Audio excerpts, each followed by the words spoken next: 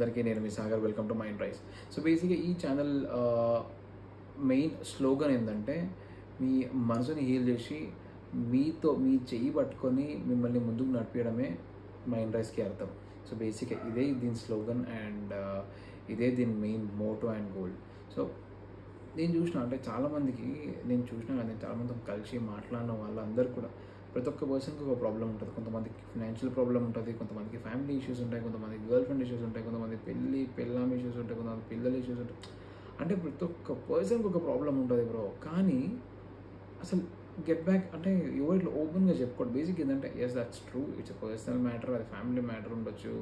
ఏదంటే కొంతమంది చెప్పుకోవడం అనేది అలవాటు అయి ఉండదు బేసిక్గా. ఎందుకంటే ఎందుకు చెప్పుకోవడం అని అనుకుంటారు.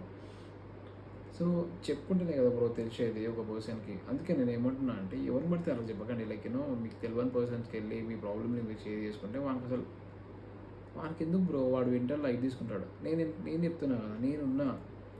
సో నేను ఒక సర్టిఫైడ్ ఒక కౌన్సిలర్, ఒక సర్టిఫైడ్ కన్సల్టెంట్ని కాబట్టి నేను మీకు ఒక మంచి థెరపీ ఇచ్చి మీ ప్రాబ్లమ్స్ని సాల్వ్ చేసి మీ మనసుని మళ్ళీ యథావిధిగా అంటే అది ఎట్లా అయితే ఉండేదో ఇంతకుముందు ది సేమ్ వే అట్లనే ఉండేటట్టు చేస్తాను. So that's my promise.